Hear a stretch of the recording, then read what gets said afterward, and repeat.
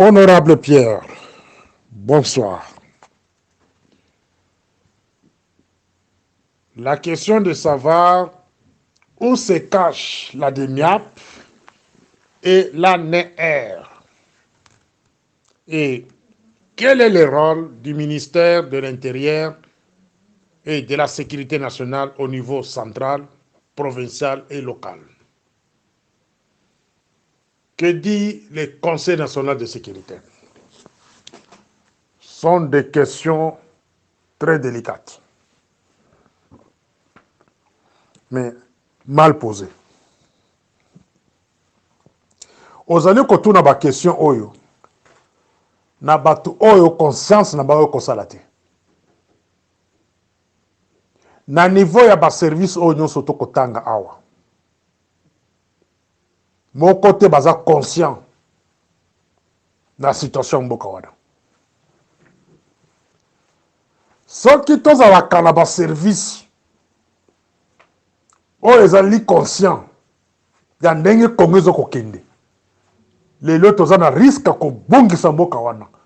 Lelo risque ya kosala keno les enfants oyo babengi ba congolais oyo baza libanda pays tout comme oyo baza na kati ya pays bakozanga esika kovanda. Honorable Pierre, nos services ou le Conseil national soi-disant de sécurité devraient commencer par les simples évaluations de la situation du pays. Mais pourquoi? Parce que la direction des services de sécurité est confisquée par les anciens rebelles de Kagame. Na katia audio ou bien deuxième audio, je vais développer et je vais répondre na bato ba kolobake nanga aki Rwanda kuluka soutien Rwanda pour aiko ko remplacer Félix. Na ko répondre bato wana. Tosengi évaluation camarade Pierre. Ya côté la situation ya guerre ango bazo koloba parce que audio on a balancé awa. On vous parle que Ouvira peut tomber n'importe quel moment. Les rebelles du M23 bazana Ouvira déjà. Baza ko avancer. Les lots toza militaires ya Kenya, Uganda, Burundi, Rwanda, Soudan du Sud, bazala kati ya Congo. Nani abengisi bango? C'est ici le soi-disant Conseil national de sécurité devrait procéder à une évaluation de la situation. C'est comme ça qu'on travaille. Ce qui y a sorti dans service à sécurité à solo, il faut dire l'évaluation en sécurité, mais baza ko pekisa bango basa la yango.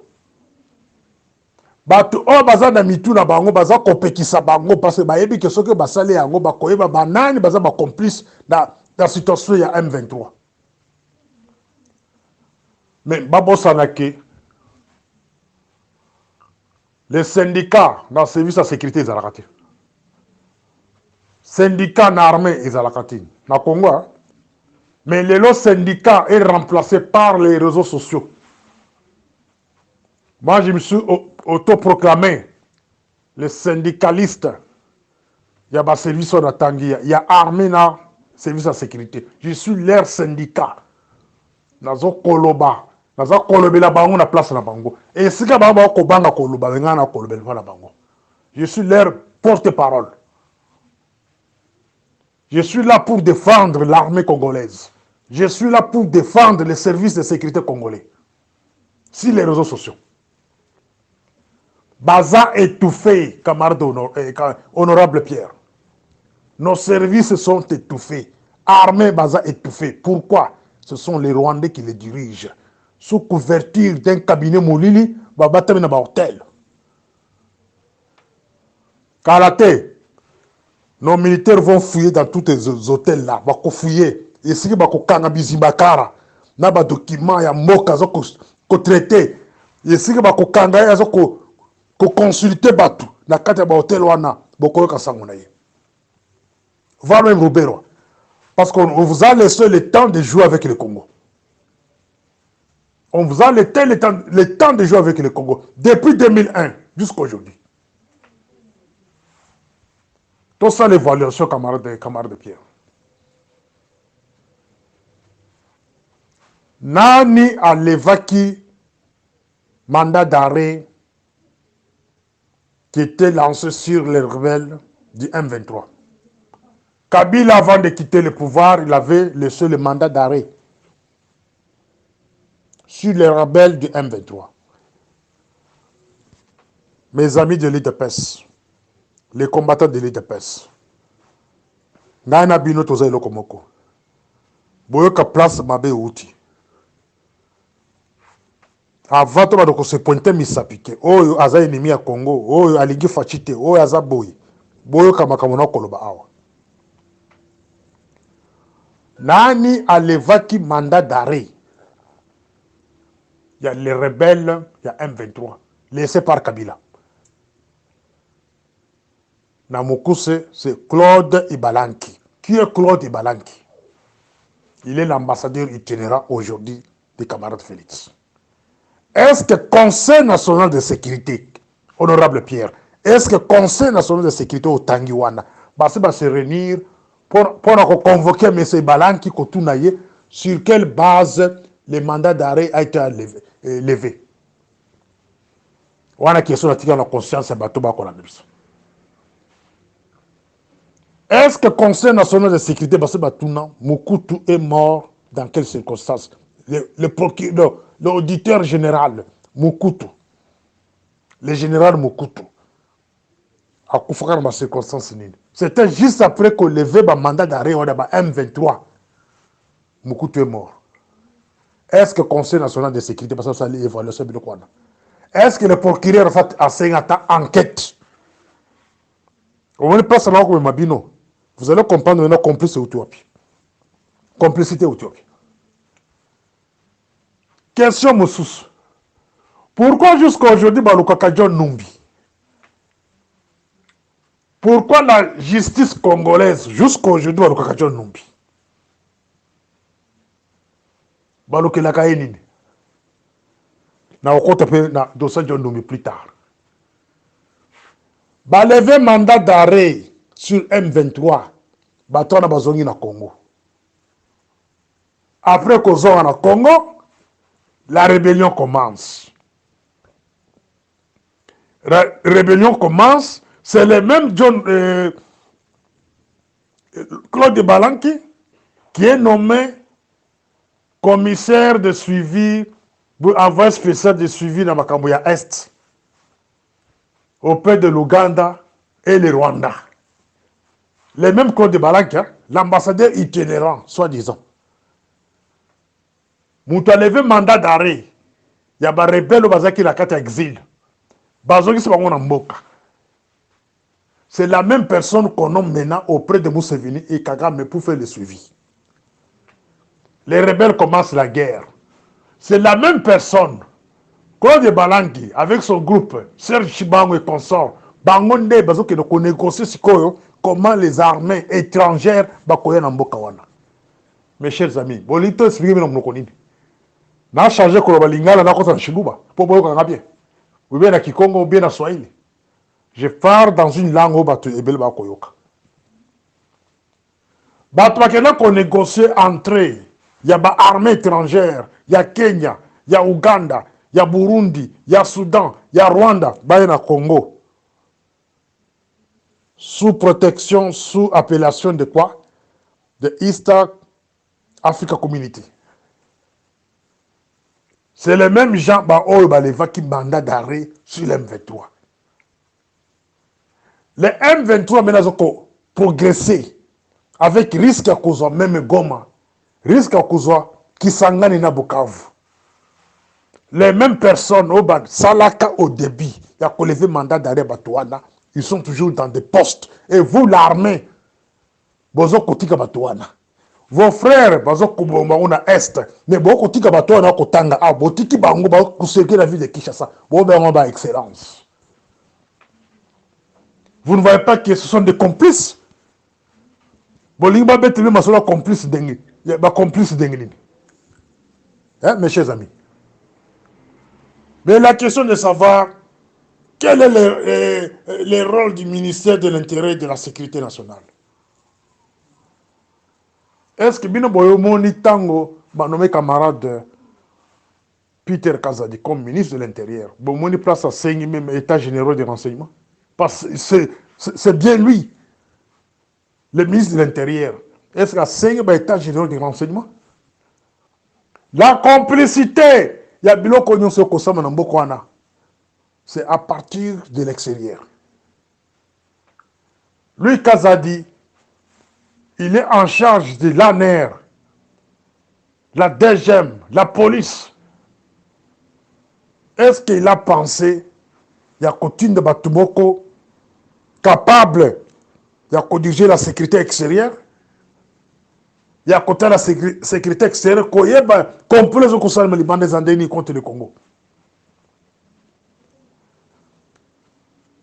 Selon les infos que nous avons, la sécurité extérieure aujourd'hui, baza limité. Batindi bango libanda pour battre le mouvement et congolais. Non, le mouvement est pays au batindi bango. Et j'apprendrai même aussi même que bazana bana sika ba bauti na académie. Wo balima qui doit remplacer bato akala. Muto outi ka académie malon batindi libanda pays comme agent de la sécurité extérieure. On les batindi d'abord dans la commune, dans la province, ba apprendre to bengi sécurité de base, mais bazo préparer ba batindi ma di banda ya pays. La kanyina parenthèse wana. La complicité de guerre de l'Est, c'est bien nous les Congolais. Bisso, Bisso monde de Congo, Bisso monde de complices. Les gens qui entourent camarade Félix, bah on est complices. Il y a guerre, il y a Est à Congo. Bah on est complices, il y a vente, il y a Est à Congo, oh, multinationales occidentaux. Mais bazo kobosanake risque les lozake la population africaine balingi sous les occidentaux na kati mboka na bisote. Na continent na bisote. Mais bamba ko rekisebo makasi que nos bazar na occidentaux. Tout pouvoir en Afrique aujourd'hui, s'il est soutenu par les Américains, la France, la Grande-Bretagne, c'est un pouvoir appelé à la disparition. Et ça te que ba Congolais de ba kobenga na batuana, et ça ba voisin ba pays mususu. Vous n'avez pas la place au Congo. Si vous êtes soutenu par les Américains, mettez ça dans vos têtes. Bon, qu'on s'arrange dans les pays et sous supervision à Kagame, Museveni, Burundi, Kenya, bah qu'on est à Congo et bazu biloko na bakongo kupusa na tina katia. La Katia ville de Bandundu, avec la complicité de Brazzaville, dans le pays voisin. Posez la question, Claude Balanki, sur quelle base Akina a levé mandat d'arrêt? A Komelaka Mukutu, la lettre existe, la lettre de la forum Awa. Sur quelle base à Segara Mukutu qui a levé mandat d'arrêt il y a M23? Et aujourd'hui, on vous trompe encore de nouveau que non, Nanga est au Rwanda. Ake Kuruka soutient Kagame. Mais je tiens à informer Kagame que Batu o nyons bakoye pa na yo, Basengi soutient na yo, ou et pas Museveni. Ce président-là n'a pas la place au Congo. Tout président au Congo qui a le soutien du Rwanda n'a pas la place au Congo. Et personne va continuer à soutenir Reti. Quelle que soit sa tribu, même s'il est de chez moi, Azamuto Bandundu, Bas Congo, Équateur, s'il a le soutien de Museveni ou de Kagame, Aza la place au Congo. À côté, on dirige le Congolais. Notre mission aujourd'hui, camarade Pierre, c'est chercher laboratoire à Rwanda, soutenu par Ruberwa, Bizima, Garambe, tous ces gens-là. Au bas qu'on batte quelque part dans l'hôtel, consultant. C'est ça le rôle de nos militaires. C'est ça le rôle de nos agents de sécurité. Baluka Batouane et Sika Bazali. Va maîtriser Bango. Quand je dis maîtriser, cela veut dire qu'il faut les arrêter. Ils n'ont pas le droit de toucher les dossiers sensibles du pays. Bango ne va pas diriger Bino. bango nde bakoluka siko John Numbi baluka bakanga ye. Pourquoi? Bayebi que c'est un danger pour eux. Nakofungula dossier na de parenthèse mouké avant de clôturer sur John Numbi. John Numbi, inspecteur général de l'armée. Il dérangeait les Rwandais, les groupes de Rubero, parce qu'il a eu une RCDT.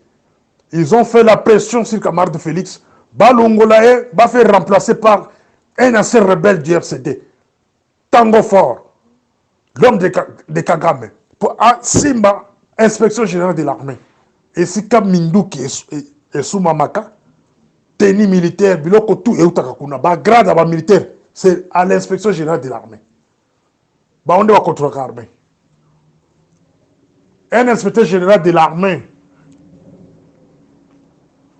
en quelque sorte, chef d'état-major général, Azan est le mot Kolobanaïti. Parce qu'Azan contrôlé par lui. Les Rwandais, comme ils sont malins, Bazoaka Postoana, Bakimisi John Numbi Plaswana.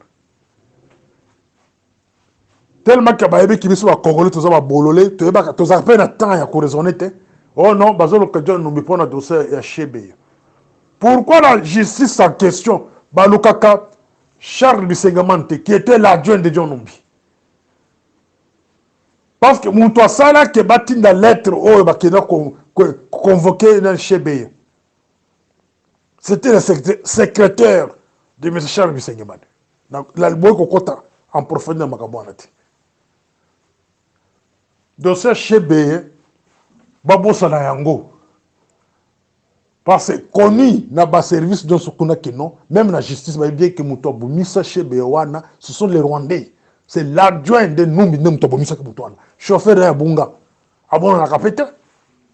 Akenda wapi. Chauffeur ya Yamoko Bisengeman. Akenda wapi. La raison principale, John Numbi Namboka Wana, on ne peut pas laisser quelqu'un qui est avec Laurent Désiré Kabila, quelqu'un qui est avec Kabila, ou a yebi bakamuna bango, a yebi ba secret na bango, akimi bango, pour la bango, baza prêt à que ça l'échange avec n'importe quel pays pour que Moutouana, John Numbi Babu mette à Koboma. C'est l'homme qui dérange maintenant à niveau exil. Un État makoko kote na mbokana a balayé pouvoir à Rwanda de Kilbanda. Les Rwandais ne sont pas calmes. Dengi John Numbi aza libanda pays. Allez-y comprendre que Bazo Koulouké Baramakamouaché Beyate, Bazo Koulouké parce que c'est quelqu'un qui peut déranger le pouvoir des Rwandais dans l'avenir.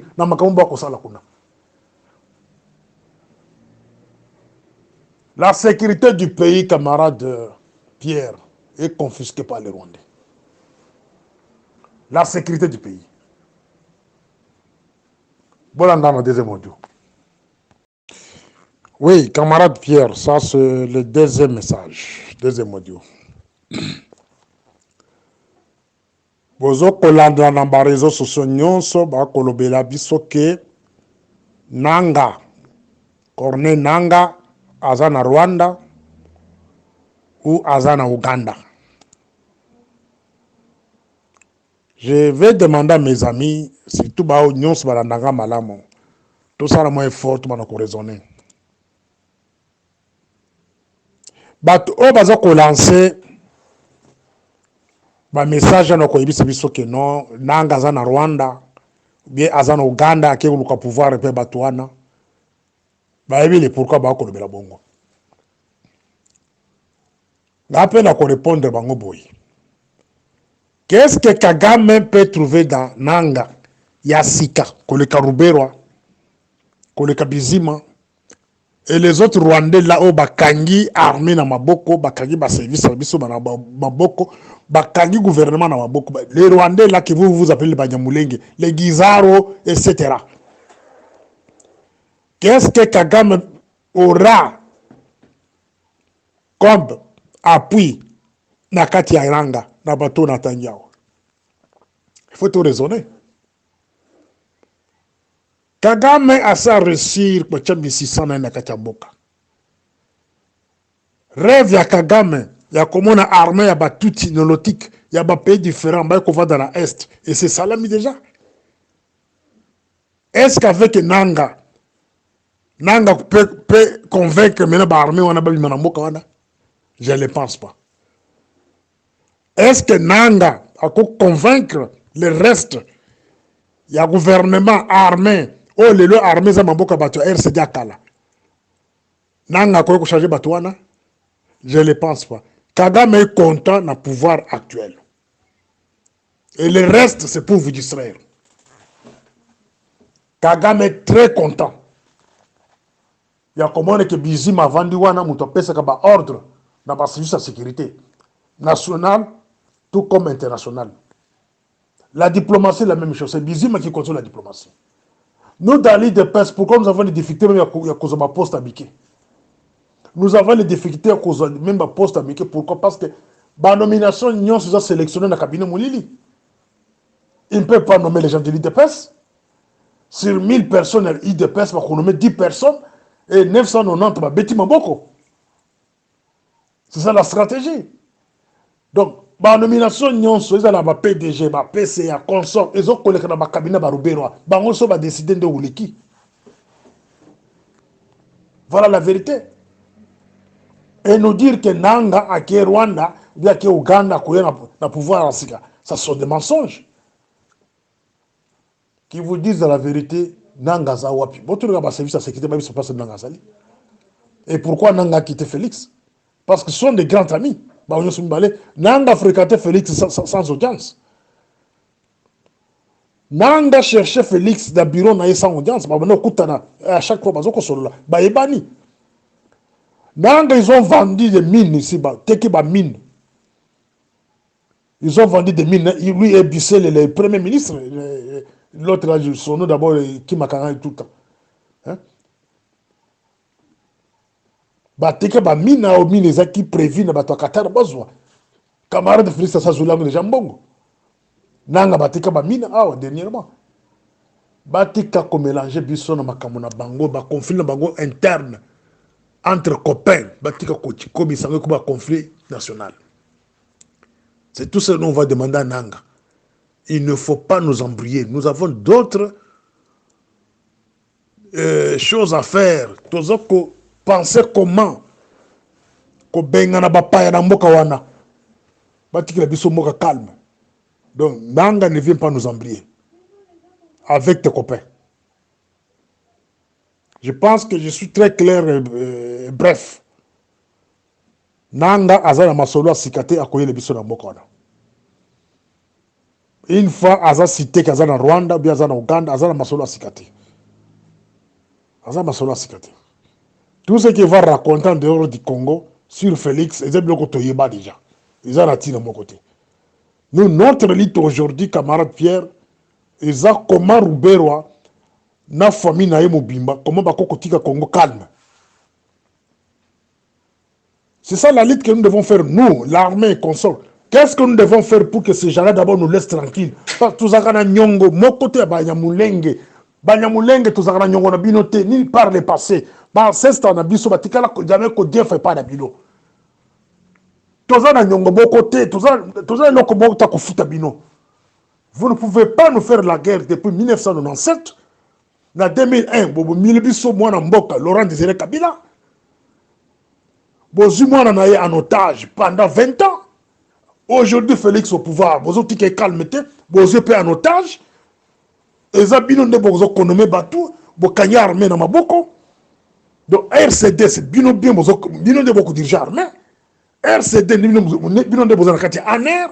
RCD bozo presque partout dans la province. RCD vous avez un cabinet Molili. Ils ont dirigé ma politique ils sont. Donc vous êtes tranquille.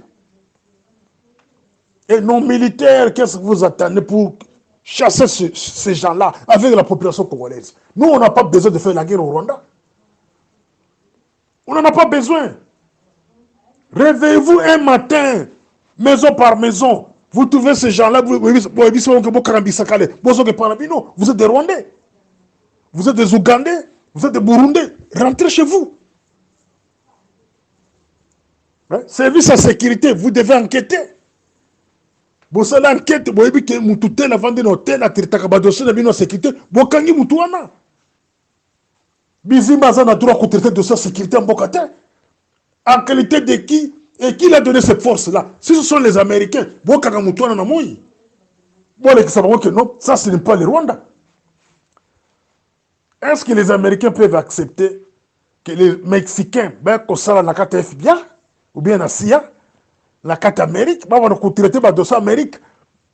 La carte, donc, un Mexicain, au Venezuela, ben, mais comment ils peuvent accepter que non, les Rwandais, ben, qu'on vend dans le Congo, ben, traiter de dossier à Congo, ben, la carte de Nyap, ben, la carte ANER, basé la carte à présidence, basé à l'armée, basé presque partout. Et bien sûr,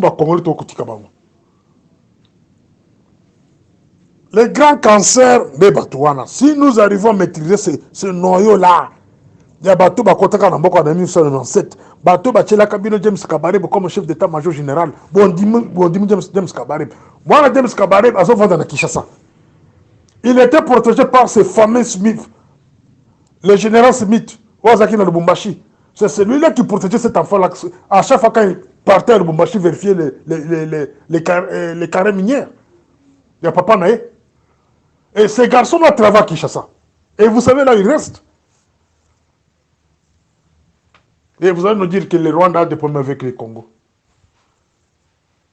Ça, il faut les raconter au Bololais. Que le Rwanda a des problèmes avec le Congo. Le Rwanda, Kagame a des problèmes avec Félix. Oh, il y a une force spéciale en Rwanda. Ça, c'est quelle masoliza? Meladjamba. Vous parlez que le Rwanda a des problèmes avec le Congo pendant que le fils de James Kabarebe, qui est conseiller militaire de Kagame, il habite au Congo. Il travaille au Congo, il a un bureau au Congo et tout le monde le sait. Patrick Kabarebe. Et vous allez nous raconter ce que nous, le Rwanda a des problèmes avec le Congo. Les Rwanda a des problèmes avec le Congo. Les alliés du Rwanda, Bazwaka Minduki au nom du Rwanda, les RCD Goma, les services de sécurité installés par Rouberwa, quand il fut ministre de décentralisation, a formé Batou sur toute l'étendue de la République, sur 26 provinces, Rouberwa a laissé les agents là-bas. Est-ce que ça la évaluation? Si on audité le ministère Rwanda avant Bakangango? Hein, camarade Pierre?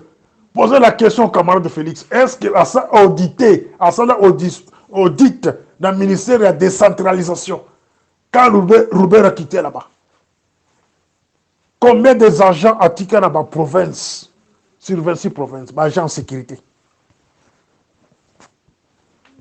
C'est-à-dire le Congo a des agents doubles. Donc l'ANER compte au moins 10 000 militaires. C'est ça l'effectif. 10 000 militaires. Et 10 000 agents plutôt. Si je ne me trompe pas. La DG peut avoir dans les 6 000 agents. Mais Rouberwa avait presque le même chiffre dans chaque province. Il a des agents dans chaque province quand il fut ministre de décentralisation. Sans compter les agents au Rwanda Tinda, les agents doubles, comme ça au Congo, sur un accord signé par Chibanda, Raymond Chibanda, en 2009. Il y a quoi accepter que le Rwanda peut opérer au Congo. Les services rwandais, il y a sécurité peut opérer au Congo.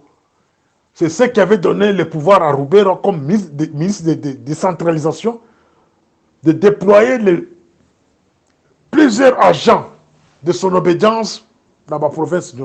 La question est de savoir, est-ce que les ministres de l'Intérieur, Peter Kazadi, Azo Kolandanga, est-ce que camarade Félix Azo Kolandanga, est-ce que Bossala audite chez ce fameux Rouberwa et Bizima pour nous connaître les agents Wapi Baza dans la position nini? Ce sont des agents qui sont actifs jusqu'à aujourd'hui. On est besoin de aider. Si Rouberwa Batama quelque part dans le bureau cabinet Molili, ils ont traité des dossiers, il y a ANR, il y a DGM, il y a police, il y a services spéciaux, il y a armée. C'est parce que Azan a des informations, il y a Batou, nous sommes à Tika dans la province. Robert vous a fait sembler que soit disant Babouma ministère de la décentralisation, ce ministère existe, mais d'une manière invisible. On va vous dire que le Rwanda a des problèmes avec le Congo. Mais pendant que Batunaye, Bazali wana actif. Batunaye, oye moko fabrikaka na ba rébellion différente en moko na bazali actif. Batikala ni ko inquiéter bango, batikala ni ko disperser bango, batina wata ambassadeur ailleurs, non. Ils sont là actifs et puissants.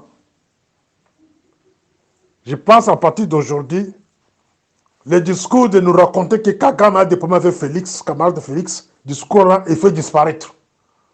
Dans la Kisibino, que non, et Kotika donc, jamais ba yebi sibino que baza na conflit aussi longtemps que bateau na tangi nyonso baza actif na kata mboko. Et vous allez nous parler que la guerre de l'Est va prendre fin avec ces gens-là au pouvoir. Oh ba nyonso na tangi ao, ba Rubera bana nyonso baza non actif. Et vous allez nous parler de que non guerre en Écosse là. Bosubo que ba camarade de Fils a sali moi discours à que non nous allons libérer les Bunangana. Non.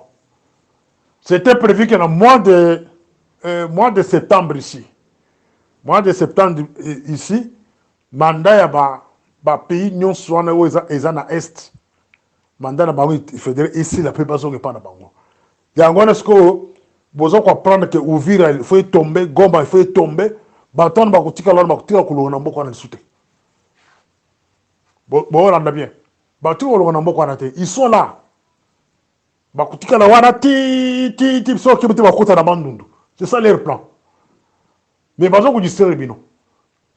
Bakutika la wana. Volonté ya kusilisa insécurité dans beaucoup des athées, camarades de Pierre. La volonté n'existe pas. Posez la question à camarade de Félix. Il fut président de l'Union africaine. Claude Balan qui sont dans Ser Chibangu et les autres baza simanayo. Parmi les conseils principaux. Na la première dame. Banani bazalaki na Union africaine. Na compte Congo. Effort nini. Équipe ya camarade de Félix, d'ailleurs camarade de Félix, à Sala, avec ses amis, homologue na ya pays moussous. Qu'est-ce qu'il a fait? Influence ni na salle na Union africaine à cette époque pour mettre un terme d'influence à Kagame avec sa rébellion dans le niveau Est. Ça sont des questions de fois qu'il faut lui poser. Ça sont des preuves qui montrent que la volonté à construire ce bitumba Est, on a ezalaka na mutu na ite. Volonté on a construit ce bitumba Est, ezalaka na ngote, ezalaka na mutu na ite. Hein, comme honorable Pierre. Président de l'Union africaine pendant une année. Mais à six mandats, mais guerre na Est, les rebelles progressent jusqu'à tel point que Bazuba parti na Est, président de l'Union africaine. À six missions na l'Union africaine, Baché na SADC pendant une année. Ata compagnie moko ya SADC Enyati na Est. Influence ni na Salaki, camarade de Félix. Pendant qu'il était président de Yassadek, influence na ye, pour na baninga na Yassadek. De sorte que Bassi se bitumba Est. Allez-y comprendre que volontairement les anangotés. Au contraire, camarade de Félix a renforcé la relation na ye na ba pays wana agresseur. Rwanda, Uganda, Burundi, Kenya, tout le monde pays agresseur, des pays AFDEL, des bateaux bayaka en 1997 sous l'AFDEL. Si ko bayako changer forme na bango formule na bango bayaki na en 1997, cette fois-ci bâtir rébellion au Congo, soit disant rébellion au Congo du Bosso, pour que bango va apparaître que nous bayako sur ce bitumwana. C'est ça l'AFDEL. Donc nous, ils de paix au pouvoir, nous sommes venus à accomplir la volonté de l'AFDEL de cette époque-là. Et nous avons oublié que non, l'AFDEL est raison qu'on compte en 1996-97, c'est toujours nous dans l'île de Pes, Bisson d'être validé qu'entrer dans bango. Ni t'étais les discours des camarades, le fait présent Tshisekedi, à l'Obakelo, Kabila c'est un fils du pays, nous devons négocier. Ce qui est à l'Obakelo Kowana. Ce qui est de Pes à Sapotaka, à Sapotaka, AFDEL T. La preuve, dans chaque province à cette époque-là, bien. Les gouverneurs de toutes les villes, c'était les membres de l'UDPS. Regardez ce que nous payons aujourd'hui. Toi, le bazar de pouvoir, IDPS. Dans cette city, ce qui se créé à ASD, Alliance pour les sauvegardes du dialogue, nous dans l'IDPS, surtout ça là qui est là, Roubero n'allait pas se retrouver au pouvoir comme vice-président de la République. Regardez ces gens-là, ils arrivent à Kinshasa. Roubero, vice-président de la République, exclut l'IDPS en élection, il y a 2004, 2005, 2006. Et regardez aujourd'hui, nous avons accepté de cohabiter avec Kabila. Mais aujourd'hui, FCC cache toute élection. Roubero on a bazu masoba récupérer masolo na kati ya molili. Exclure les militants de presse. Imposer biso un secrétaire général à la tête. IDPS et Panzani. IDPS, militants IDPS va comprendre dans la sans été ba kolela. Baza ko kolia kaka espoir, d'ailleurs yago baza kolia. Dans 5 ans ici, baza ka kolia. Baza kolia kabango de souke non, sont toujours deuxième mandat, bo kolia koleka. Soit au côté dans deuxième mandat, le discours a changé. Je pense que Boyoki n'a bien. Voilà la troisième audio. Morning Star.